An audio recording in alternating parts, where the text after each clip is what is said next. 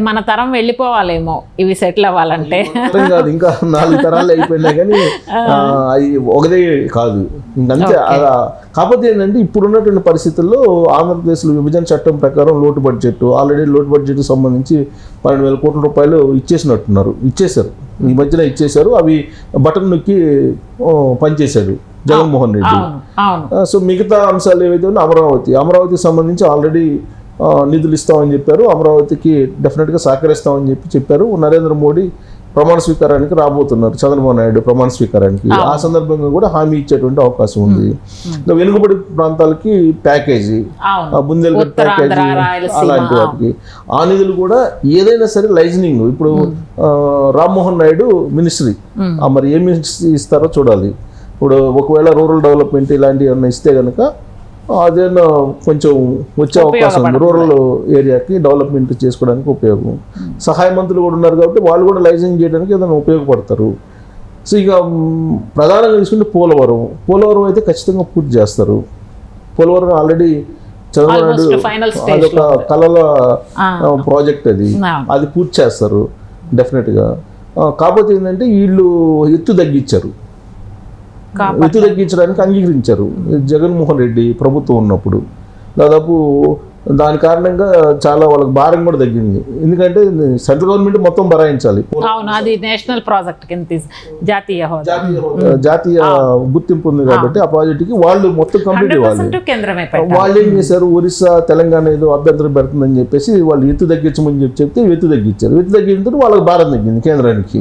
కొన్ని వేల కాంప్రమైజ్ అయ్యారు జగన్మోహన్ రెడ్డి గారు.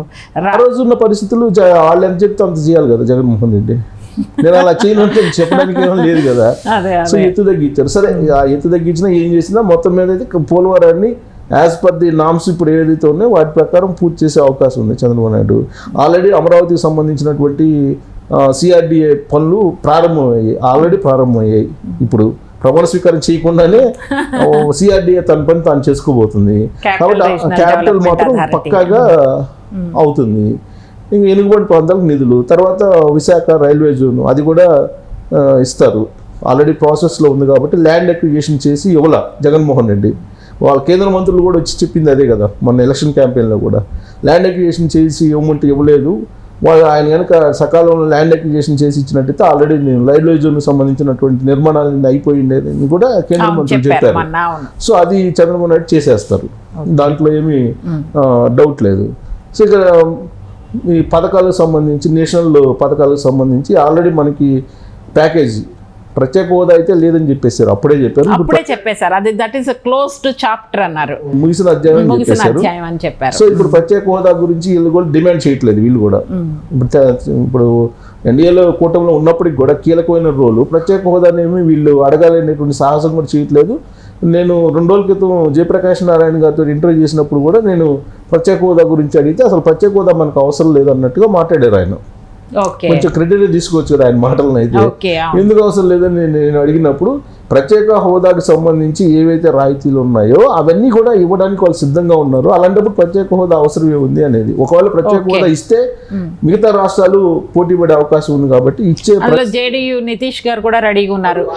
వాళ్ళు మనకి విభజన చట్టంలో ఉంది మనకి ప్రత్యేక హోదా ఇస్తామని పార్లమెంట్ సాక్షిగా.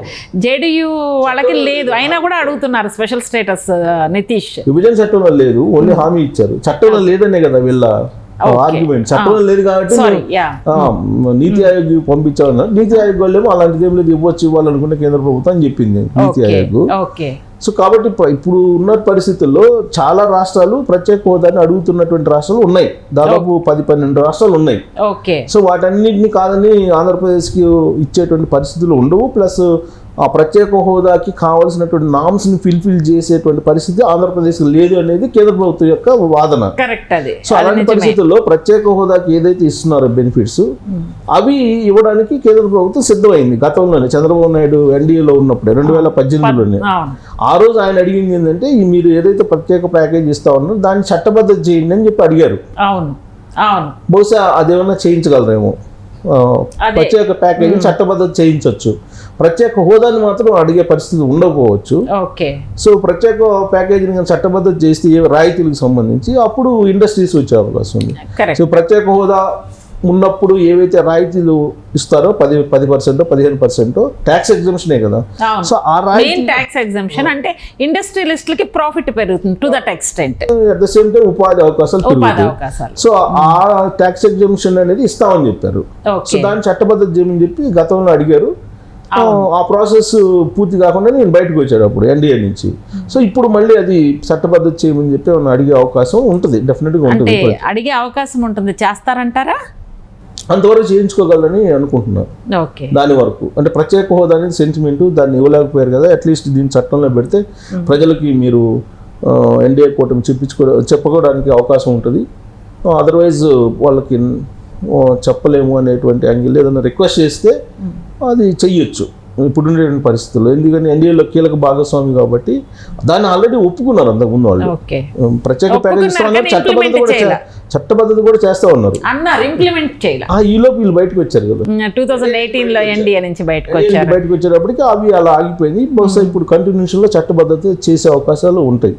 అది చేస్తే కనుక ప్రత్యేక హోదాకి ఎన్ని బెనిఫిట్స్ ఉన్నాయో ఆ బెనిఫిట్స్ కూడా వస్తుంది కాబట్టి ఆంధ్రప్రదేశ్ డెవలప్ అయ్యేటువంటి ఛాన్సెస్ ఉన్నాయి. ఇక అప్పులు సంబంధించి చూస్తే కనుక మనం మిగతా రాష్ట్రాల కన్నా కూడా ఎక్కువగా అప్పులు చేసాయి.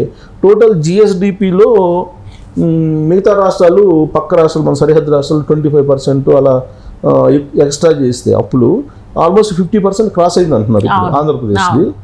సో కాబట్టి ఆ 50% హై ఉంది కాబట్టి దాన్నైనా కొంచెం అంటే అప్పులు తీసుకోవడానికి ఎఫ్ఆర్బిఎం రూల్స్ వీటన్నిటిని కొంచెం పక్కన పెట్టేసి అప్పులు ఇవ్వడానికి సహకారం అందించవచ్చు కేంద్ర ప్రభుత్వం. అప్పులే కదా వాళ్ళకి బటన్ ఏం పడతాయి కదా, సో అప్పులు ఇవ్వడానికి అనుమతించవచ్చు. అదొక బెనిఫిట్ ఉంటుంది. ఎన్డీఏలో ఉన్నారు కాబట్టి పెట్టి తీసుకొచ్చుకుంటారు కదా. సో కాబట్టి వాటికి పర్మిషన్ ఇవ్వచ్చు. వాటితో పాటు ఇంకా డెవలప్మెంట్కి సంబంధించి యాక్టివిటీస్ ఆల్రెడీ చంద్రబాబు నాయుడు 2014 నుంచి 2019 వరకు ఉన్నప్పుడు జాతీయ సంస్థలు అనేకం వచ్చాయి. ఇప్పుడు యూనివర్సిటీలు కానీ, ఎయిమ్స్ లాంటి సంస్థలు కానీ ఇవన్నీ కూడా చాలా వచ్చాయి. మిగిలినవి కూడా అవి ఈజీగా వచ్చే అవకాశం ఉంది. ఇప్పుడు గిరిజన యూనివర్సిటీ కూడా అప్పుడే తీసుకొచ్చారు కదా, ఈ మధ్య శంకుస్థాపన చేశాడు జగన్మోహన్ రెడ్డి. బట్ మిగిలినటువంటి సంస్థలు బైఫర్కేషన్ యాక్ట్లో ఏవైతే ఉన్నాయో సంస్థలు అవన్నీ కూడా ఈ పీరియడ్లో వచ్చేస్తాయి. ఆ కార్డియల్ రిలేషన్ అయితే ఉంటుంది రాష్ట్రానికి కేంద్రానికి. ఆ కార్డియల్ రిలేషన్ తోటి డెఫినెట్గా అంతవరకు పాజిటివ్ యాంగిల్ ఉండొచ్చు. ఇదండి సిఎస్ రావు గారు విశ్లేషణలో చెప్పింది ఏంటంటే, ఖచ్చితంగా ఈ 5 సంవత్సరాల్లో పోలవరం ప్రాజెక్టు కంప్లీట్ అవ్వడానికి, అమరావతి రాజధాని బిల్డ్ చేయడానికి, ఇతరత్ర ఏమన్నా పెండింగ్ ఉన్నటువంటి వెనకబడిన జిల్లాలకి రావాల్సినటువంటి ఫండ్స్ కానీ అన్నీ కూడా ఈ 5 సంవత్సరాల్లో జరగడానికి అవకాశం ఉంది అని చంద్రబాబు నాయుడు గారు కంప్లీట్ చేయగలుగుతారు. కేంద్ర రాష్ట్రాలకు ఉన్నటువంటి సత్సంబంధాలను బట్టి ఎక్కువ డెవలప్మెంట్ జరగడానికి అవకాశం ఉంది అనే ఆశాభావాన్ని వ్యక్తం చేశారు. థ్యాంక్ యూ అండి.